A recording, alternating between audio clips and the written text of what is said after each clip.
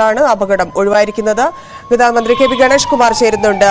Minister, ഇത് വലിയ ആശങ്കയുണ്ടാക്കുന്നു. ഓടിക്കൊണ്ടിരിക്കുന്ന സർവീസ് നടത്തുന്ന ബസ്സിലാണ് ഇത്തരത്തിലൊരു വലിയ തീപിടുത്തം ഉണ്ടായിരിക്കുന്നത്. ആ ദൃശ്യങ്ങൾ കാണുമ്പോൾ തന്നെ വലിയ പേടി തോന്നുന്നു. എന്താണ് സംഭവിച്ചതെന്നാണ് താങ്കൾ പറഞ്ഞത്? ആർക്കും ഒന്നും സംഭവിക്കാത്ത ഒരു വലിയ ഭാഗ്യമാണ് എന്ന് കരുതാം. ഇനി ഇത് ആവർത്തിക്കാതിരിക്കാനുള്ള എല്ലാ നടപടികളും എടുക്കും. കാരണം ഇതിന്റെ ഒരു പ്രോപ്പർ മെയിൻ്റനൻസിന്റെ അഭാവം, പിന്നെ ഈ വയറിംഗ് തീപിടിച്ചതായിരിക്കുമെന്നാണ് പ്രാഥമിക നിഗമനം അങ്ങനെയാണ് വന്നിരിക്കുന്നത്. അന്വേഷിക്കാൻ വേണ്ടി ടെക്നിക്കൽ എക്സിക്യൂട്ടീവ് ഡയറക്ടറെ ചുമതലപ്പെടുത്തിക്കൊണ്ട് എംഡി ഉത്തരവിറക്കിയിട്ടുണ്ട്.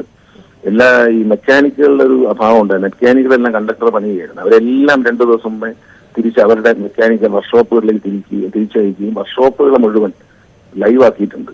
അപ്പൊ അതുകൊണ്ട് ഇനി ഇത് ആവർത്തിക്കാതിരിക്കാനുള്ള എല്ലാ നടപടികളും സ്വീകരിക്കും. ആശങ്ക വേണ്ട. ഇത് ശബരിമല സീസണിൽ 2 വണ്ടിക്ക് ഇതുപോലെ തീ പിടിച്ചിരുന്നു. അത് റെയർ എഞ്ചിൻ വണ്ടികളായിരുന്നു.